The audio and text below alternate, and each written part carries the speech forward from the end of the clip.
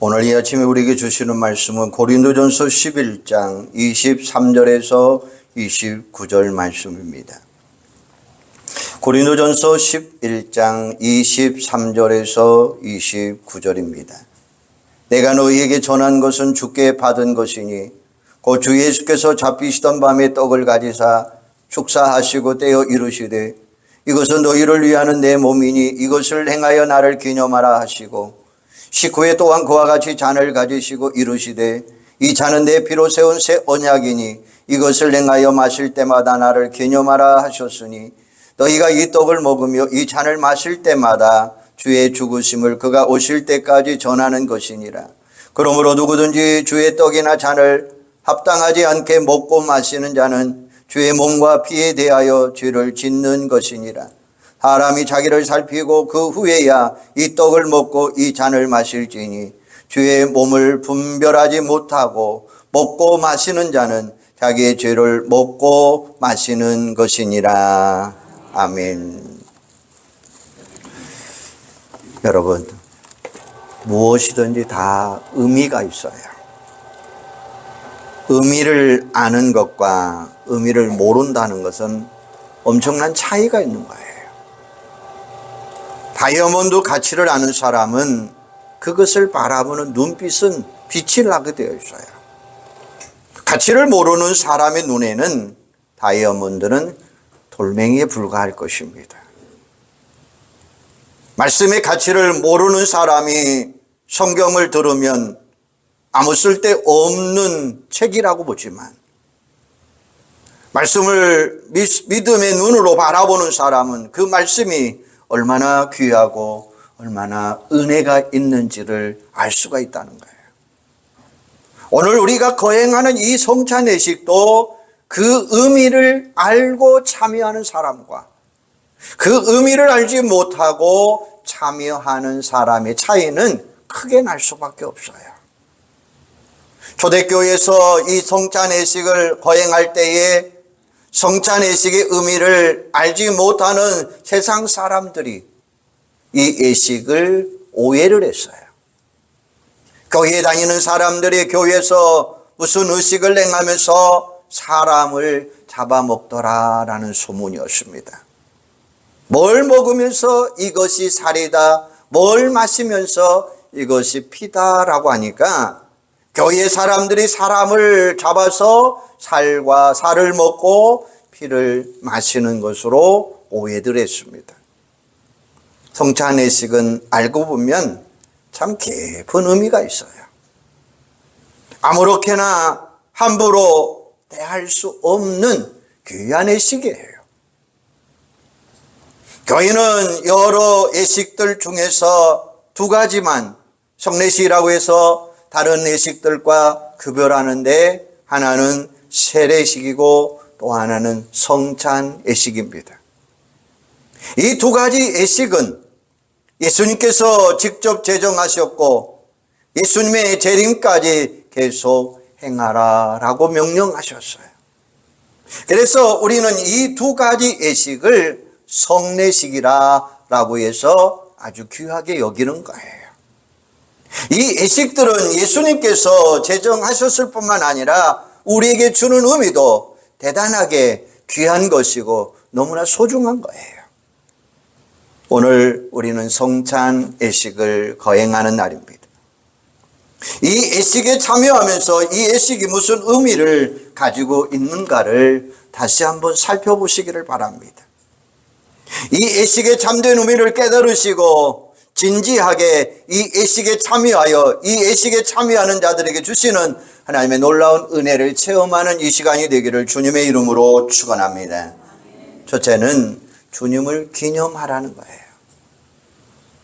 오늘 본문 23절에 보면 내가 너희에게 전한 것은 주께 받은 것이니 곧 예수께서 잡히시던 밤에 떡을 떼사 축사하시고 떼어 가라사대 이것은 너희를 위하는 내 몸이니 이것을 행하여 나를 기념하라 하시고 식후에 또한 이와 같이 잔을 가지시고 가라사대 이 잔은 내 피로 세운 새 언약이니 이것을 행하여 마실 때마다 나를 기념하라 하셨으니 라고 말씀하셔요.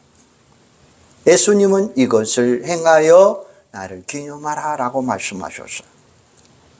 기념하라 라고 하는 이야기는 다시 생각하라, 기억을 되살리라 라는 뜻이에요. 단순히 기념식을 행하는 것처럼 그 사실을 기억하는 것이 아니라 깊이 생각하고 그 사실을 다시 한번 가슴에 되새기자라는 뜻이에요.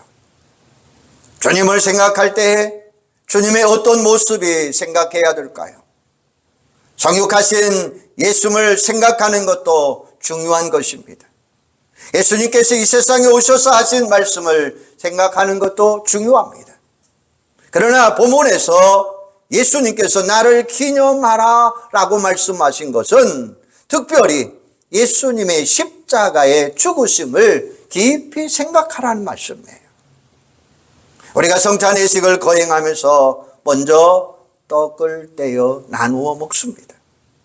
이 떡은 예수님의 몸을 상징하는 거예요. 예수님의 몸을 우리를 위해서 십자가에 내어놓으신 그것을 기념하고 기억하라는 말씀이에요. 그리고 포도주를 나누어 마셨어요. 이 포도주는 예수님께서 십자가에서 흘리신 피를 상징하는 거예요. 예수님께서 십자가에서 흘리신 그 피가 우리의 죄를 용서하시는 것이며 그 피로 세우신 새 언약에 우리가 참여하는 것입니다. 예수님께서 십자가에 죽으신 그 의미를 잘 모르는 사람들은 한 사람의 죽음으로 무슨 의미가 있는 일이겠느냐라고 의심하고 비웃습니다. 일개한 사람이 십자가에 피 흘려 죽었다고 생각하는 사람들은 당연히 그렇게 생각할 수 있을 것입니다. 그러나 성경 전체를 잘 주의해서 읽어보면 모든 성경은 이 예수님의 십자가와 연결이 되어 있다고 하는 사실이에요. 인간이 타락하여 하나님을 배반한 이후에 하나님께서는 타락한 인간을 구원하기 위하여 한 계획을 세우시고 그 계획을 우리가 사는 이 세상의 역사 가운데 진행하신 것을 볼 수가 있습니다. 아담과 하와가 타락하여 벌거벗은 부끄러움을 알게 되었을 때에 하나님은 짐승을 잡아서 그 가죽을 벗겨 그들에게 입혀주심으로 예수님의 십자가의 죽으심을 이미 예고하셨습니다. 오랜 세월을 흘러 내려오는 제사제도는 예수님의 십자가를 예비하고 상징적으로 그들에게 보여주기 위한 것이었어요. 사람이 죄를 지었을 때 그 죄를 용서받기 위해서는 대신 짐승을 잡아 피를 흘려 죽음으로 그 죄를 용서받게 하심으로 예수님의 십자가를 미리 예고해 주신 것입니다. 예수님께서 십자가에서 흘리신 그 피로 하나님은 우리와 피로 세운 새 언약을 세우셨습니다. 그 피를 믿는 자에게 하나님의 자녀가 되게 하며 영원한 생명을 얻게 하며 천국 백성이 되게 하셨다는 새 언약을 우리 주님이 세워주셨어요. 지금 우리가 이 예식에 참여하는 것은 그 피로 세운 새 언약에 참여하는 확인이라는 사실이에요. 우리가 이 예식에 참여함으로 우리의 신분이 이렇게 바뀌었다는 것을 다시 한번 확인하시고 마음을 되새겨 보시기를 바랍니다. 우리가 이렇게 큰 은혜를 입어서 이렇게 엄청난 신분의 변화를 받아서 하나님의 자녀가 되고 새 생명을 얻게 되고 영원한 천국 백성이 되었음에도 불구하고 그 사실을 잊고 살아갈 때가 너무나 많이 있어요. 주님은 이 큰 은혜를 잘 잃어버리는 우리의 맹점을 아셨기 때문에 이미 같은 성찬식을 제정하시어서 떡을 먹고 잔을 나누면서 주님을 기념하라 말씀하고 있는 거예요. 두 번째는 우리의 사명을 확인하고 다짐하라는 것입니다. 26절에 보면 너희가 이 떡을 먹으며 이 잔을 마실 때마다 주의 죽으심을 오실 때까지 전하는 것이니라. 우리가 이 떡을 먹고 이 잔을 마시는 것은 과거에 주님을 기념하는 것이 아니라 이 복음을 전해야 되는 우리의 사명을 다짐하는 것이라는 사실이에요. 우리의 사명은 우리를 위해 몸을 찢고 피를 흘리신 주님을 전하는 것입니다. 우리 주님께서 약속하신 대로 다시 오실 때까지 이 복음을 전하는 것이 우리의 사명입니다. 사람들이 생각할 때 자랑할 것이 없어서 죽을 것을 자랑하고 전할 것이 없어서 죽었다는 것을 전하느냐라고 할 것입니다. 엄청나게 출세를 했다든지 돈을 많이 벌었다든지 행복하게 살았다든지 그랬다면 자랑거리가 될 거라고 이야기할 것입니다. 그런데 죽임을 당한 것이, 그것도 십자가에서 비참하게 형벌받고 죽음을 당한 것이 뭐 자랑할 것이고 전할 것이냐라고 이야기해요. 그러나 예수님의 죽으심의 참된 의미를 알면 그것보다도 더 귀중하고 소중한 것을 알게 될 거예요. 주님의 죽으심으로 말미암아 이 세상의 모든 사람들이 죄와 정벌에서 멸망해서 영원히 살아났다고 하는 사실을 안다면 얼마나 소중한 것이냐라는 거예요. 우리는 이 사명을 알고 이 복음을 전하는 자들이 되어야 될 줄로 믿습니다.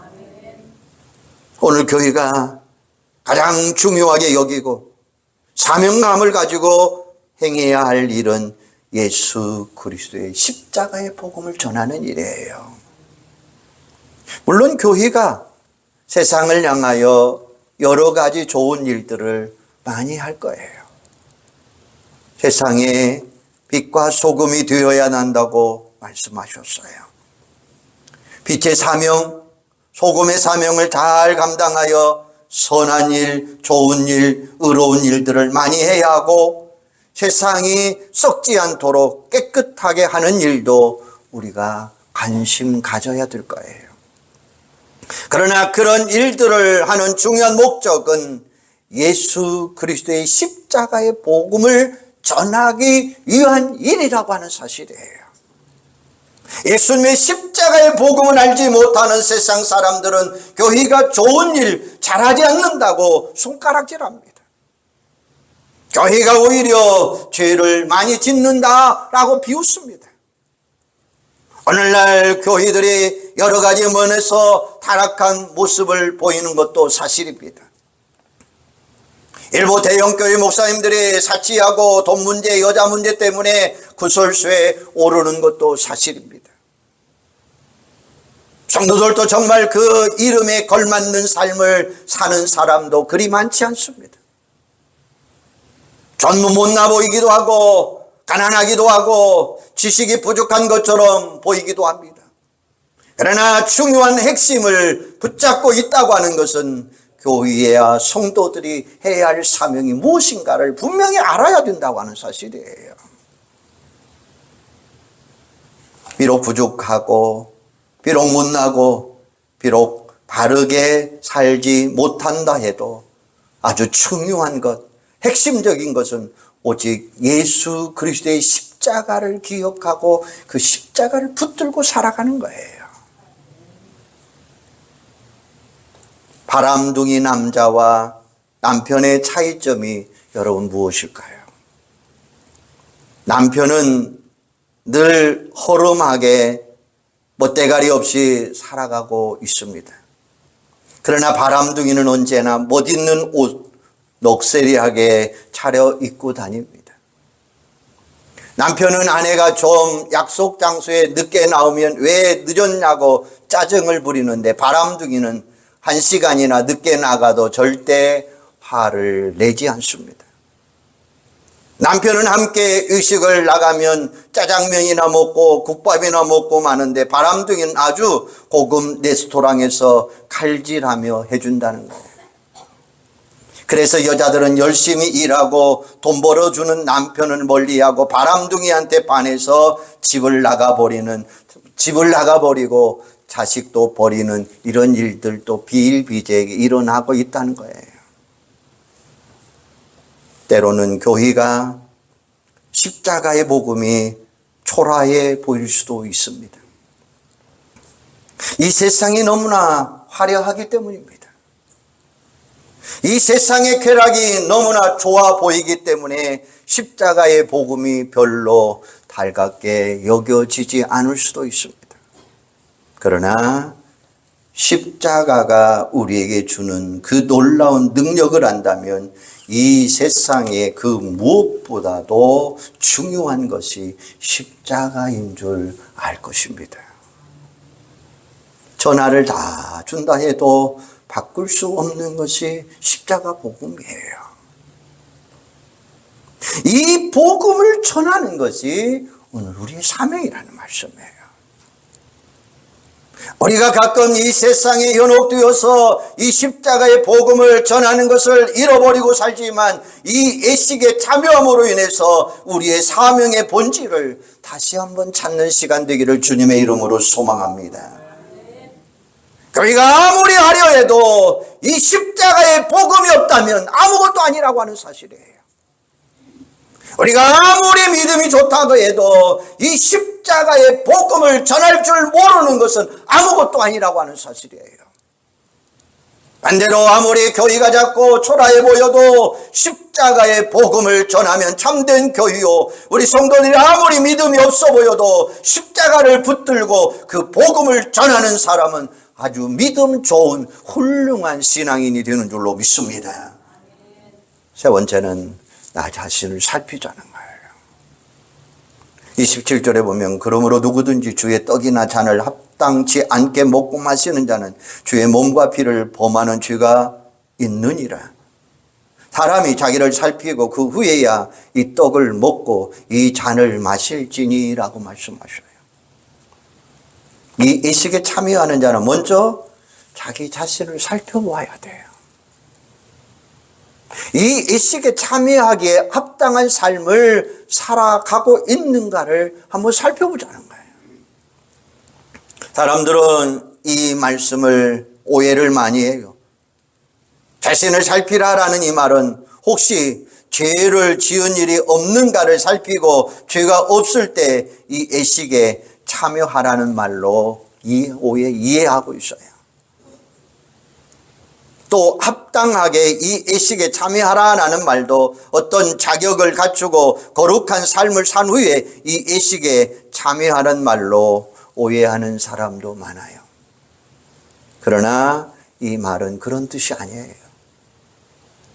오히려 반대로 자신이 의로운 사람이 아닌 죄인임을 인정하고 부족한 사람임을 인정하고 이 예식에 참여하라는 거예요.